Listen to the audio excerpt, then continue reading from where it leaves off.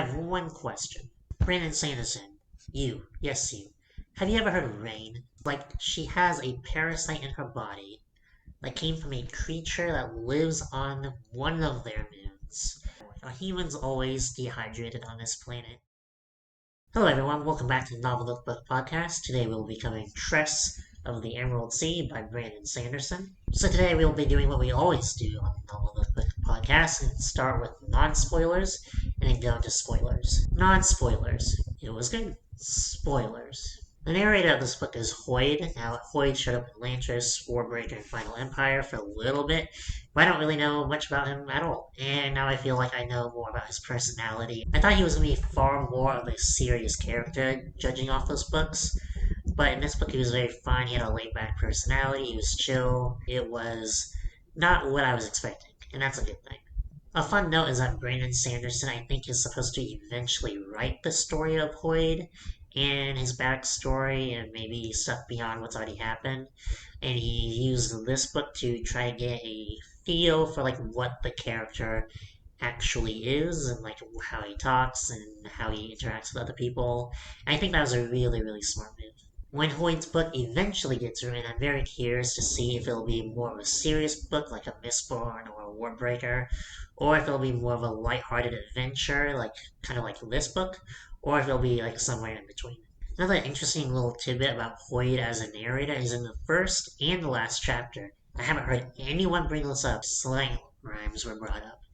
Now, in the first chapter, slang rhymes were brought up as a it's kind of like a nursery rhyme on a way to like negate the spores that rain. And in the final chapter, Hoyd uses a slant rhyme to cure Charlie's curse.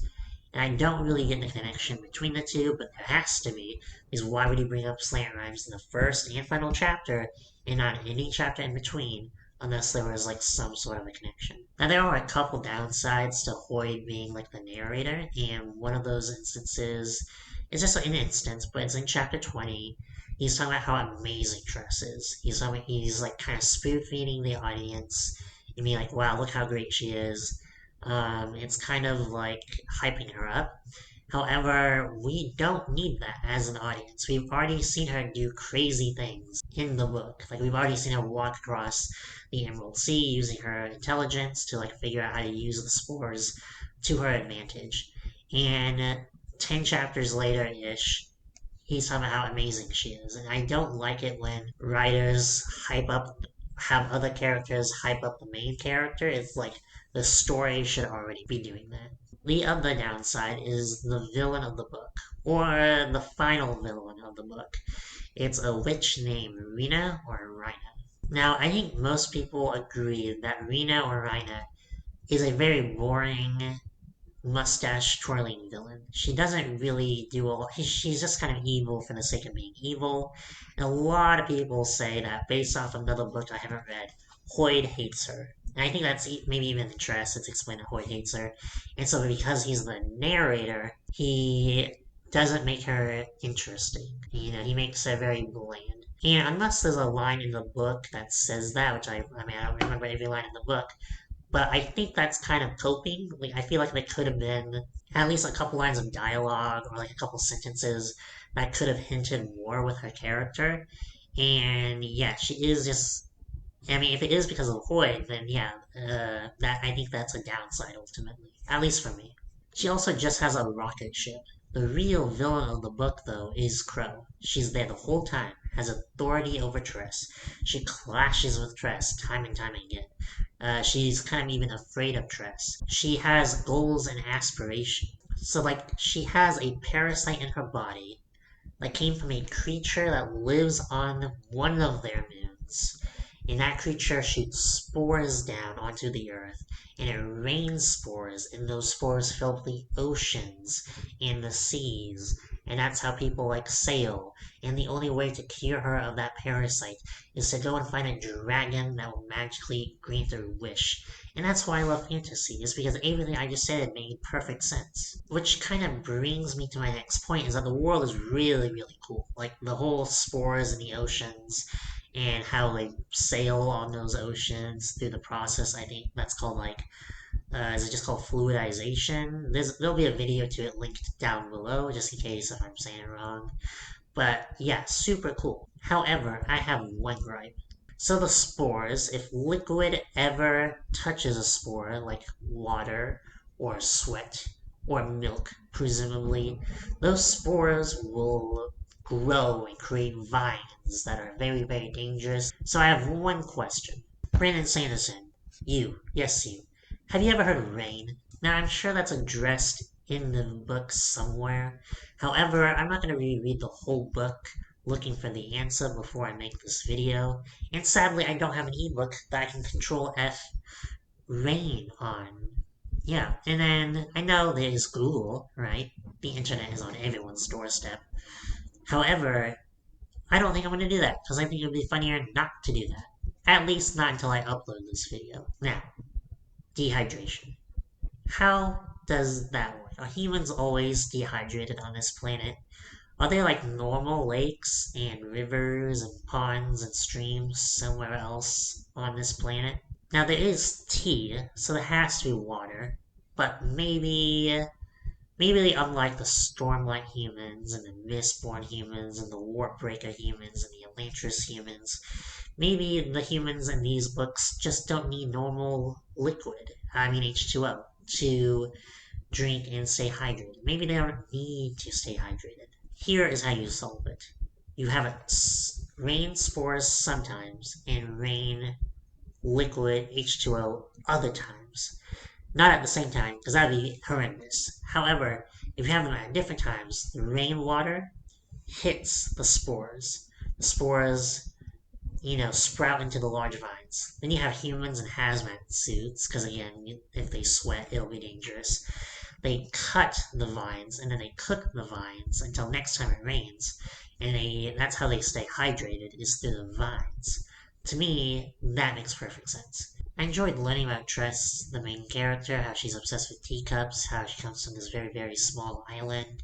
She knows like 5 people, how her relationship with Charlie works. And even with all this like very limited experience, she still uses her intelligence to kind of go further than anyone was expecting and kind of outsmart most of the people around her. And her using this intelligence to save Charlie is probably like one of the funnest and most simplest like character arcs so far. I do like the show of growth, how we see like in the beginning of the book, Tress is obsessed with teacups and they're her most valuable possession. And at the end of the book, she's not afraid to break them if need be. I think at one point in the book she has a conversation with Hoyd where they're talking and Hoyd kind of explains to her that there are islands so big that you can stand in the middle of the island and not see the ocean or the sea on any side, or that you can walk 24 hours in one direction and still not hit the other side. And Tress, for as smart as she is, even though she's come very, very far, she just doesn't believe that. She's like, no, every island is small, you can always see the sea. And I think this is another like fun little character quirk. This is slightly embarrassing to admit, but around like chapter 5 or 6, where we find out that she's the inspector, I was actually caught off guard because I wasn't expecting her to just to like infiltrate a ship, even though there were probably like some lines that hinted that she would. And so when at the end of chapter 6, the cliffhanger, I guess you can call it, like the final line of the chapter being like, oh, and the inspector was Tress. I was actually very, very surprised just because I didn't think she would do that yet. I'm wondering if there's a better way for her to get on the pirate ship, because she infiltrates one ship, and then the pirate ships sink that ship, and then she gets on the pirate ship. I'm wondering, it kind of felt like a filler chapter, and I'm wondering if there's just a better way for her to, like, get on that pirate ship. Huck could have already been on the pirate ship. I don't know why he wouldn't be able to have done that. But it's only one chapter. And of course, it led us to get that scene where she uses the spores to sprout. And because of that, she was able to walk across the sea, kind of impressing everyone around her. While I was reading the book, kind of going back to Crow, I was wondering if, like, I was thinking that, like, eventually her and Crow would put aside their differences and help each other out. I was wrong. Now I want to talk about the Huck plot twist, because to me, I feel like everyone else saw it coming, but to me it just read as two completely different characters. And maybe that's just because that Huck was portrayed as a rat, where I'm like, oh wait, it's not Charlie. it's just a rat. And they also explain that there are some rats that can't talk in this world. And so I was like, yeah, that's good enough. But I guess there was like some overlap. I guess like both Charlie and Huck were bad storytellers.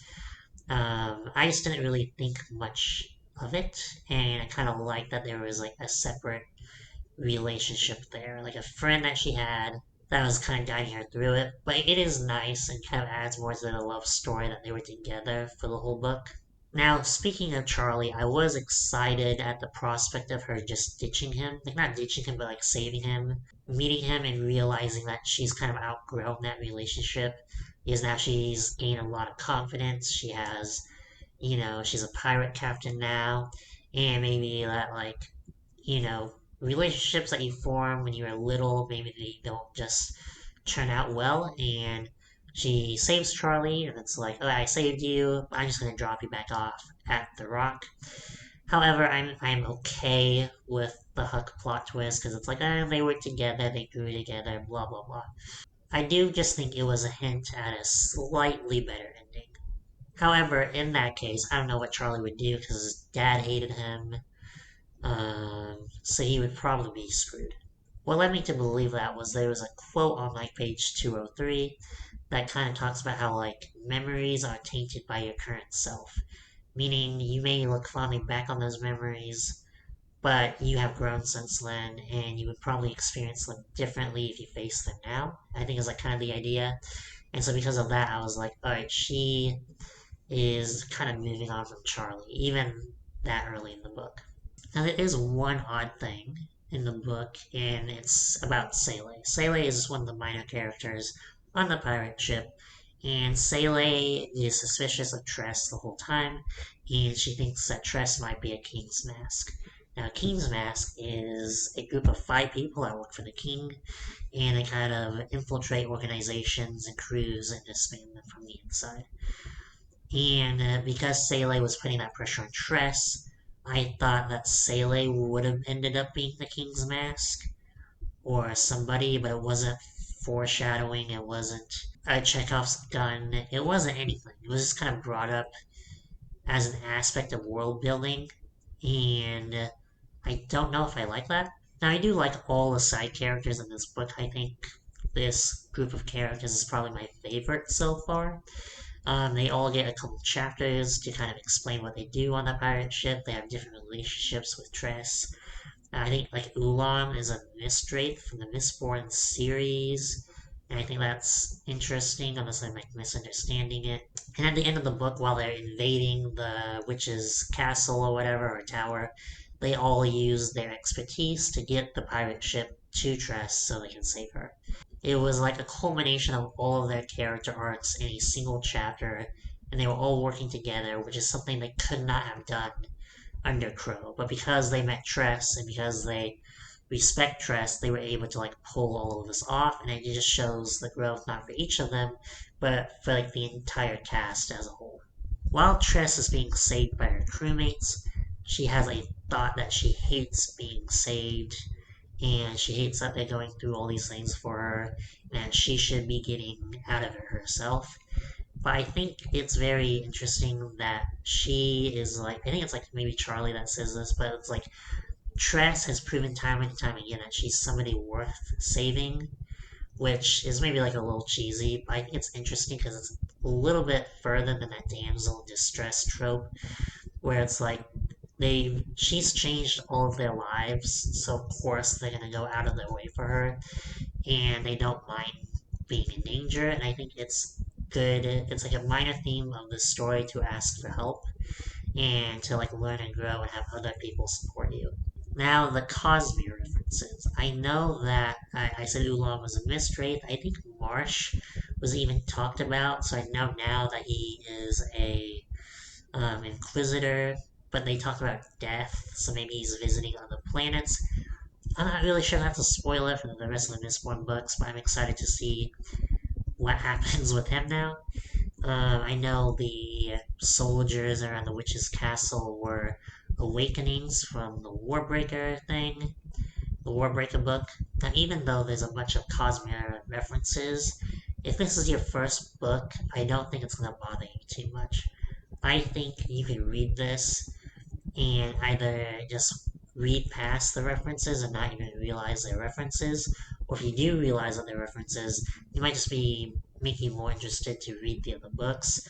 So if you wanted this to be your first book in this universe, I would probably recommend it. It's easy, it's quick, the chapters are like really short, and it's just the way it's written through the Hoyd's narration makes it kind of entertaining to read, if that makes sense.